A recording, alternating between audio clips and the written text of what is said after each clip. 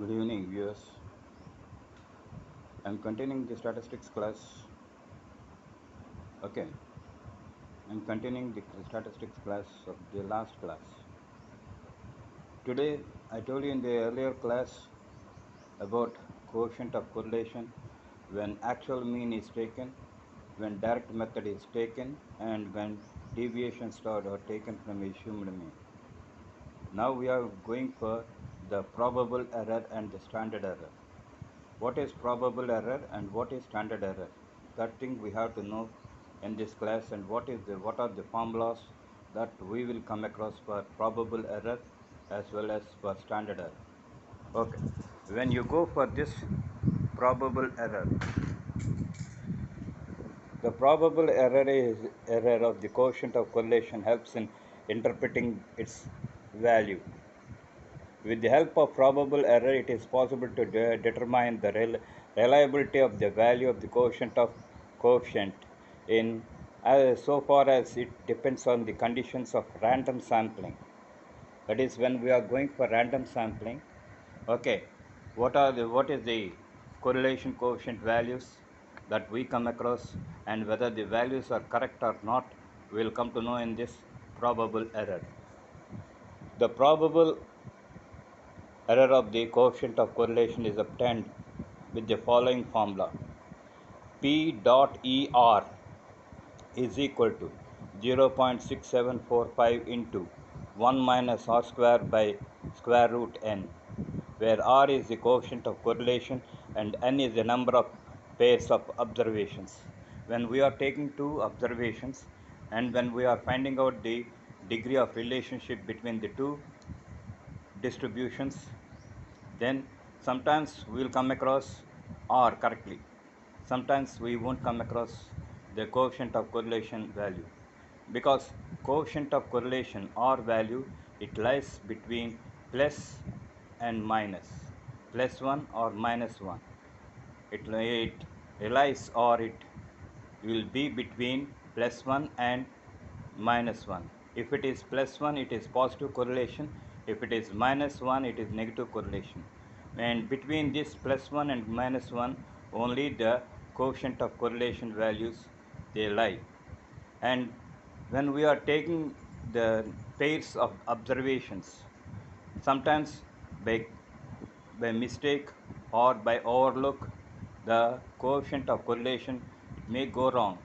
So in order to eliminate the wrongness, we have to take into account the probable error, and the formula is PER is equal to 0.6745 into 1 minus R square by square root n. This is the formula to calculate the probable error. And standard error.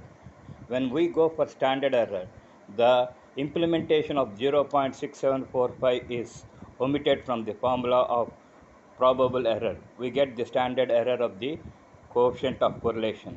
SER is equal to 1 minus R square by square root n.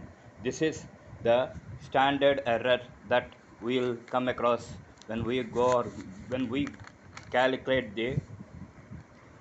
the coefficient of correlation of two pairs of observations. Then comes rank correlation. This was given by a British psychologist, Charles Edward Spearman, in 1904.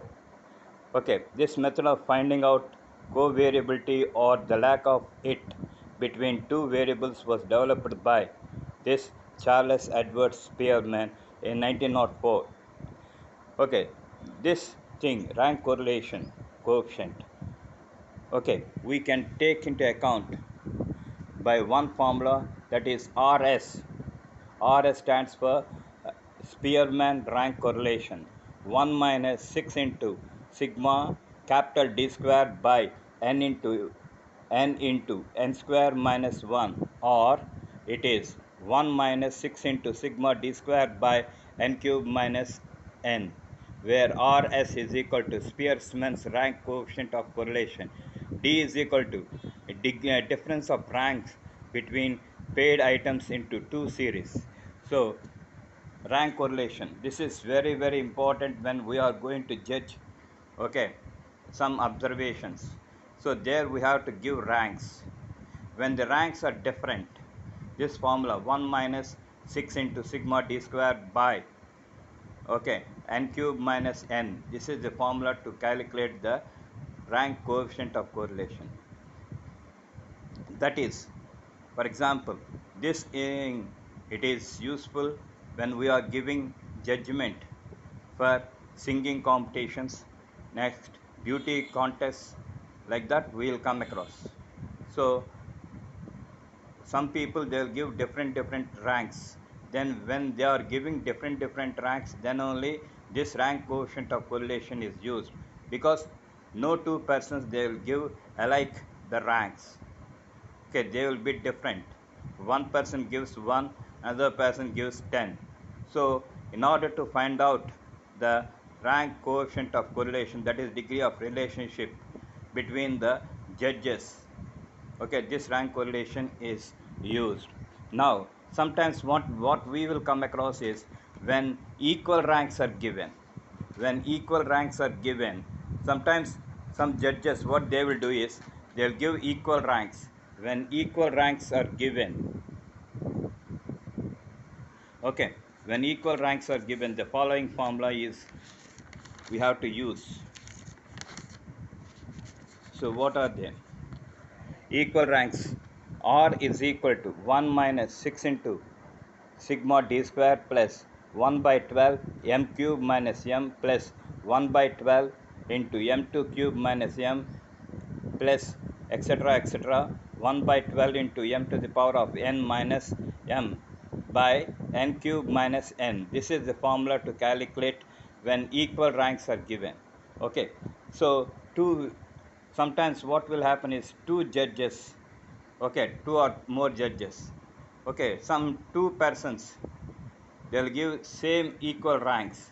In that case, what we have to do is, how many equal ranks we come across, we have to take into account 1 2 3, like that we have to take into account. This m is nothing but one time, that is both the people they had given one time the same rank, m2 second and m3 third. So how many times the equal ranks will exist, we have to take into account. If two ranks comes, we will take into account m1 square minus m1 cube minus m2 cube minus m, like that we will take. Suppose if three people, if they are giving, we will add one more thing, that is m3 cube minus m, like this we will come across. But you have to take into account the different ranks as well as equal ranks. So rank correlation is nothing but a continuation of coefficient of correlation when different ranks are given and when same ranks are given. This is how you will come across the rank correlation. With this, automatically the correlation topic, it will come to an end. Then we will come across the very important topic, that is nothing but regression analysis. So what is this regression analysis? Regression means to go back, to see back.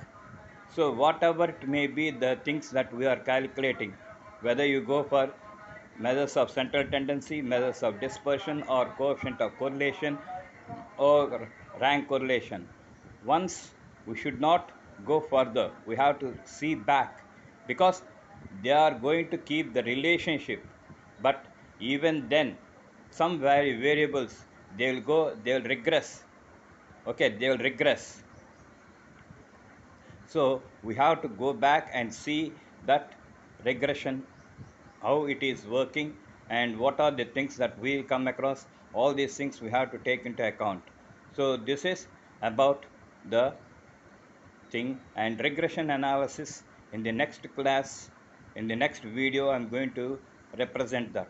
Until then, have a nice day, and don't forget to subscribe my channel.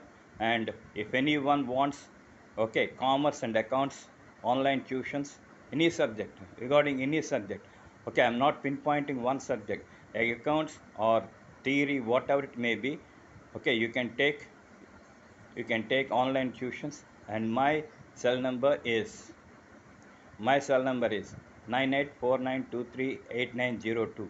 So if you are interested, please contact. And do your level best. Thank you. Please don't forget to subscribe my channel. Thank you.